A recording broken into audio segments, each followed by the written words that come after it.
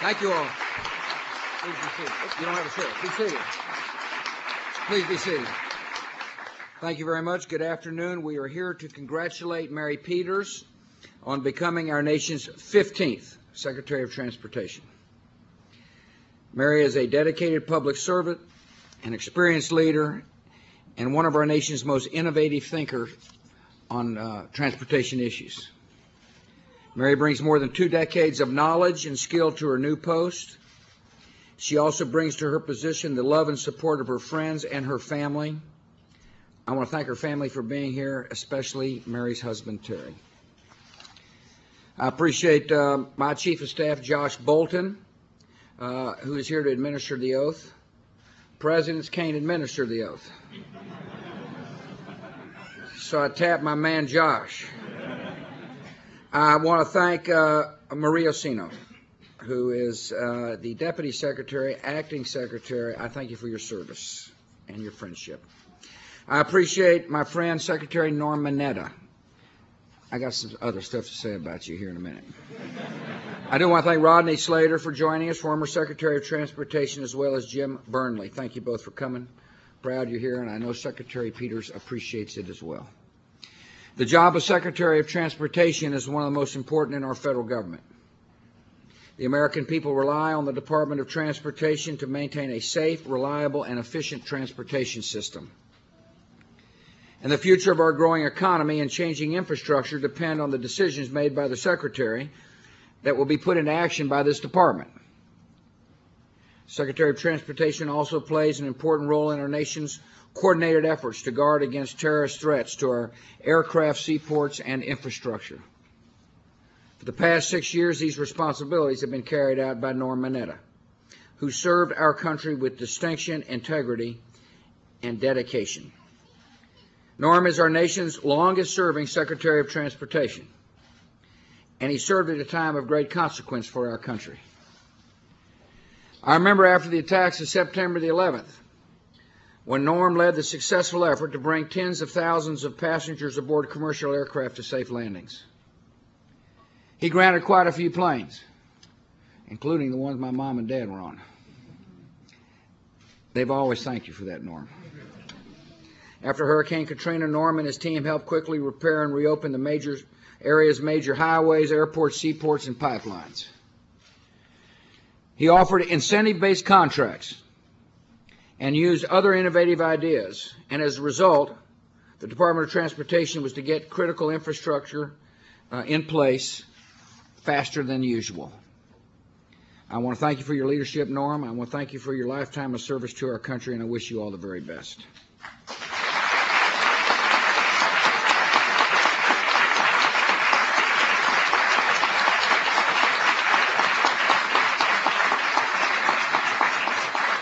And I want to remind you, Maria made you look pretty good while you're in the office. Mary Peters is the right person to succeed Norm as the Secretary of Transportation. She worked for several years with Secretary Mineta, and she understands the fine legacy she has to live up to. She also knows firsthand the skills and dedication of the men and women who work here at the Department of Transportation. She's going to be a fine boss. She understands that to maintain our nation's competitiveness and to sustain our growing economy, we need a secretary who can see the challenges and be willing to confront them. Mary Peters will provide strong leadership. She has spent a lifetime working on transportation issues in both the private and public sectors. Most recently, she has served as senior executive for transportation policy at a major engineering firm. For 4 years before that, she led the Federal Highway Administration. Before coming to Washington, she served in the Arizona Department of Transportation. For more than 15 years, she rose through the ranks to become director in 1998. At both the state and federal level, Mary Peters has worked to improve safety and security on roads and bridges. She's worked to reduce traffic congestion and modernize America's transportation infrastructure.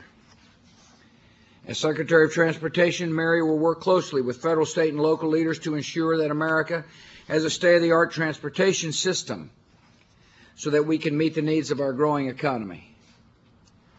In her new position, she will face important challenges. Next year, she will lead the department's efforts to reauthorize our nation's aviation programs.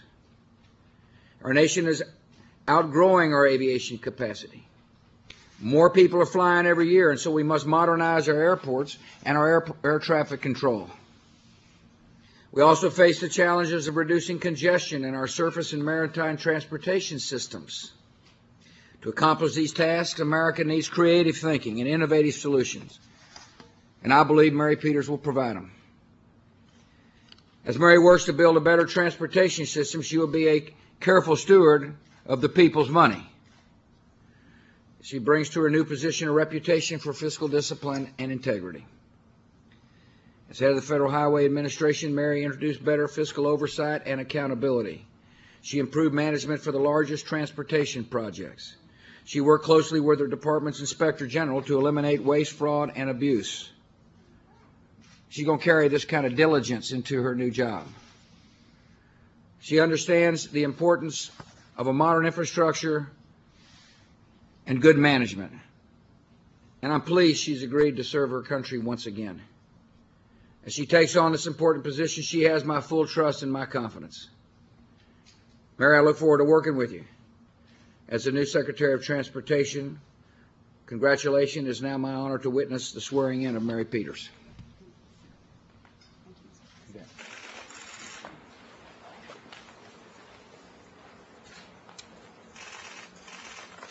I, Mary E. Peters, I, Mary E. Peters, do solemnly swear that I will support and defend the Constitution of the United States the Constitution of the United States against all enemies, foreign and domestic, that I will bear true faith and allegiance to the same, that I take this obligation freely without any mental reservation or purpose of evasion, and that I will well and faithfully discharge the duties of the office on which I am about to enter. So help me God. Congratulations. Thank you, sir.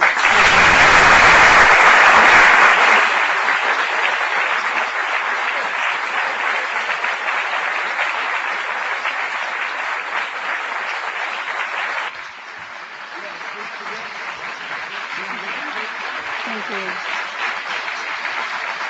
Thank you so much. Thank you.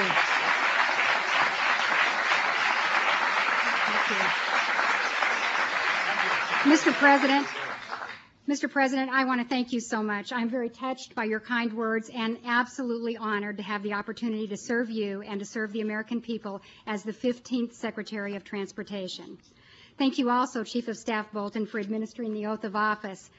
And I want you to know that as I repeated those words after the Chief of Staff, they were very meaningful to me. I don't take the responsibilities that I have accepted lightly, nor do I underestimate the many challenges that the duties of this office will entail. But I stand here today ready and eager to take that opportunity on. Mr. President, you and your team have worked very hard to make sure that our economy is growing strong and creating new jobs. And, sir, I want you to know that you have a partner that you can count on at the Department of Transportation.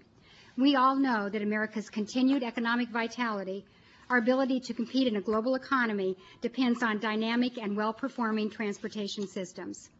As I begin my service, I would like to recognize and thank those who are most meaningful to me in my life. My husband, Terry, my partner of over 40 years, and someone who has been wonderful to support me all of my marriage.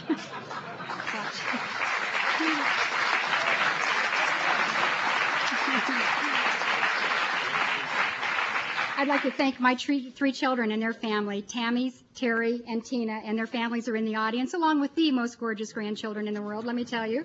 My mother, Rose, as well as my brother, John, and my sister-in-law, Terry. Thank you so much for sharing this important day with me. My life has also been blessed by very dear friends, many of whom I see in the audience today, and I thank you all for being here with me today. I couldn't be here without your support. And Maria, to echo the President's words, thank you so much. You've kept this department moving when Secretary Mineta left, and as I've told you, Secretary Mineta, it is no small feat to fill your shoes. But Maria and I will ably do everything we can to do so. And I'm especially honored, sir, to succeed you, and thank you for being here today as well. Secretary Slater also, we spoke about the challenges, and thank you for your advice and your counsel. And it's also a pleasure to welcome my new cabinet colleague, Secretary of Housing and Urban Development, Alfonso Jackson, who I believe is with us here today. Thank you, sir, for being here also. And let me just add, it's great to be back.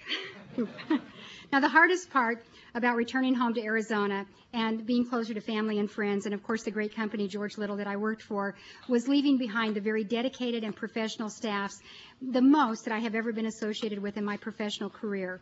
The employees here at the department are the absolute soul of America's transportation network, and we will need every bit of your talent as we work with our partners in the public and private sectors to find the right way to tackle today's most pressing transportation challenges. And at the top of the list, always, is making travel safer.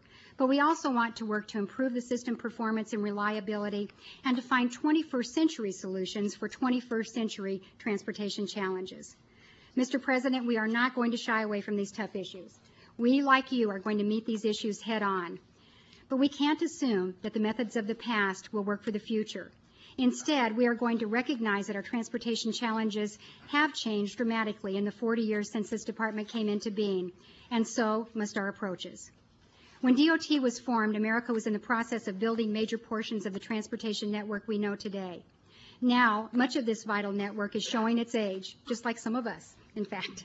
And at the very same time, our growing economy is placing increasing demands on every one of our systems, even while the funding sources we've relied on are less and less able to keep pace with that demand. If we're going to escape the forces of the perfect storm that are gathering before us, we must find fresh angles and ways to improve the performance of our transportation systems. Mr. President, I know that you demand accountability and results, as you should, and I will do the same with the U.S. Department of Transportation.